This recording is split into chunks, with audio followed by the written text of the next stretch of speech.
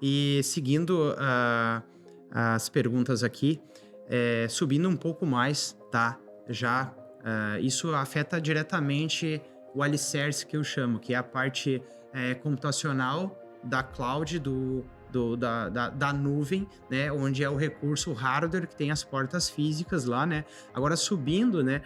Na parte de serviços, entrando para máquinas virtuais, por exemplo, que é o que a gente vê bastante aqui na Newfront. Um processo que eu gostaria de te perguntar sobre o deployment de máquinas virtuais, né, para rodar sistemas, né, aplicações. E eu sei que nesse processo existem algumas boas práticas, tá? E essas boas práticas muitas vezes competem a uma função chamada shared. Esse shared é a capacidade da gente liberar recursos não utilizados, seja para recursos de storage, recursos de processamento, de alocação de memória e também a capacidade de uma máquina virtual ler informações com maior performance, né? Então eu gostaria que tu falasse um pouco sobre esse processo de deployment, focando mais em recursos de controladores de discos virtuais que otimizam, drivers que otimizam isso, né? Alguma funcionalidade que tu possa mencionar que faça a liberação, né, daquela memória alocada não mais utilizada, né, durante esse processo, e compondo isso tudo, falar um pouco de backup de aplicações ao nível de sistema operacional e hypervisor. Conta pra gente um pouco disso. Certo. Quando a gente vai fazer o deploy de uma VM, a gente tem que ter em mente que é um host físico que ele está suportando centenas, né, de máquinas virtuais no mesmo processador físico, né? Então a gente tem que ver, essa máquina, ela é na verdade um processo que está em cima desse host físico. Ela vai ter um tempo dentro do PID lá. O PID, se eu entrar por baixo... PID um KVM da vida. Eu consigo dar um PSLX e olhar o PID da VM. Claro, tu não vê as informações da VM, nada, porque isso tá overcarry, mas tu vê o PID do processo. E esse PID tá consumindo esse recurso. Eu vejo um PID, ele tá consumindo recurso, ele tá consumindo memória, e ele tem que achar o momento certo de consumir aquele recurso, consumir aquele recurso, e então liberar aquele recurso para outras VMs do ambiente conseguirem acessar. Basicamente esse é o ciclo da VM. Ela tem o tempo para usar o recurso e é liberada. É como se a gente fizesse um rodízio do recurso. Uma hora um usa, outra hora outro usa, outra hora outro usa. Tranquilo. Quando a gente vai fazer o dimensionamento de uma VM, a gente tem que colocar o quê? Ela vai precisar de tanta CPU, ela vai precisar de tanto acesso à memória RAM e ela vai precisar talvez de disco físico, disco virtual, né? Também eu posso colocar um disco físico temporariamente para instalação, posso colocar um CD. Eu quero que ela use um software, eu vou colocar um CD lá de... Fisicamente, aí tu vai fazer um pass-through.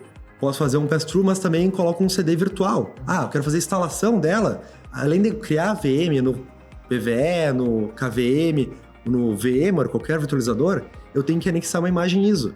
Então eu vou colocar como se fosse aquele leitor de CD de uma máquina física. Sim, emulado virtualmente, para ter acesso e eu consigo fazer a instalação.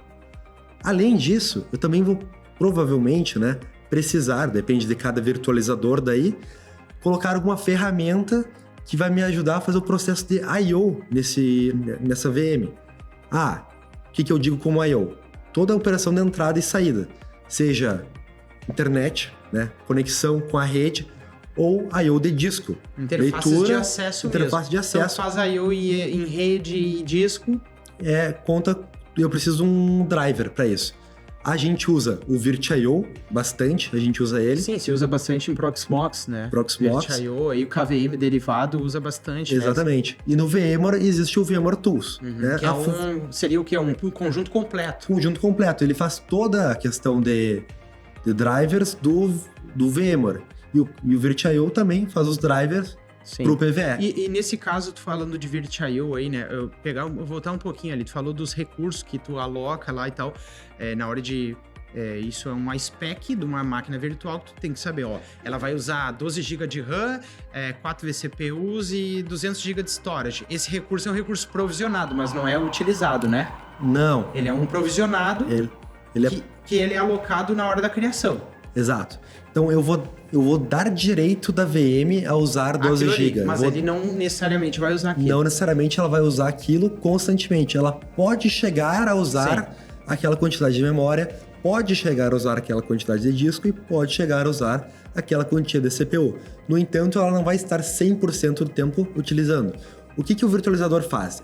Ele percebe, essa máquina não está utilizando e ela vai devolver o recurso para aquele pool que vai ficar compartilhado de recursos. Para a memória em específico, a gente chama isso de balloning. Ele faz o balanceamento da memória entre as VMs e o hypervisor, né? Isso é bastante importante. Existem alguns casos que o balloning pode acabar prejudicando, né, o funcionamento da VM. Muito mais em banco de dados, né? Provavelmente é banco de dados que tu vai pegar esse problema. Nesse caso, a gente faz uma análise, a gente vê, realmente o balloning está afetando, ou a gente pode até... Não, o balloning o problema não é o balloning aqui. A gente pode fazer duas análises, né? A gente faz a ativação do balloning para o padrão. Às vezes, não, a gente não ativa o balloning por requisição do cliente ou realmente constatação que não está funcionando, mas... é raro os casos que isso acontece, não pode? Sim. Então, nesse caso aí, o balloning ele vai fazer a liberação, né, daqueles recursos que não estão sendo utilizados. Só que em casos em que ele aloca, é um problema porque ele vai tentar desalocar algo que ele não consegue. Isso. E aí faz com que, ao invés de trazer eficiência, acaba prejudicando o ambiente, porque ele está trabalhando ao contrário do que o sistema operacional, né? Acontece diminuição da I/O, no caso a VM, ela vai pedir 8 GB RAM e vai ganhar 7 GB RAM, e quando ela for fazer essa requisição, preciso desses 8 GB, ela vai acabar diminuindo a velocidade do processamento dela, ou talvez até realizando uma parada, dependendo da sensibilidade da aplicação que está ali. Uhum.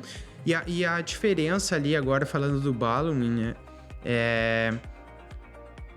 Eu queria que tu falasse um pouco sobre a aplicação do balloning em máquinas virtuais Windows e máquinas virtuais Linux. Tu faz o processo de instalação do balloning no Windows e Linux, ou Linux a maioria você não precisa fazer? Como que funciona? O processo é o mesmo. Para os dois SOs, ele não... Ao nível do hypervisor, né? Mas a nível do SO, o Linux tu não vai instalar nenhum pacote, porque ele já tá... ele já vem nativo. Na maioria das distribuições, ele já vem nativo, né? Quando a gente fala de Windows, a gente tem que instalar o VirtIO, né? E esse VirtIO, ele vai fazer a facilitação da comunicação da VM em muitos sentidos com o hypervisor. Além de, por exemplo, ele facilitar a questão do balloning, o liberamento de recursos, ele vai, por exemplo, permitir que eu envie um shutdown para a VM, ou seja, através do hypervisor eu dou um comando e ele faz um shutdown amigável. Via agente, Via agente. Né? Ele não vai ser um puxão da tomada, como o QM Stop. Ele vai dar um desligamento amigável. Vai ser como se eu entrasse no Windows e fosse lá encerrar as aplicações, shutdown. Desde que essa comunicação esteja fechada. Esteja ativa. Eu consigo até mesmo puxar informações de rede do Guest SO. Essa máquina está configurada com esse IP, está com essa configuração de rede, está trabalhando dessa maneira. Esse Guest Agent, ele nos permite isso. Entendi. E ainda a gente falou ali do balloning e tal, tu falou do VirtIO. O VirtIO, ele funciona da mesma forma, né, para a comunicação de I/O, de disco e interface de rede. No Windows você precisa instalar. É um executável, né? Dentro do Linux não precisa, né? Não é necessário. Kernel mais recente aí nenhum precisa, né? Não precisa. Legal.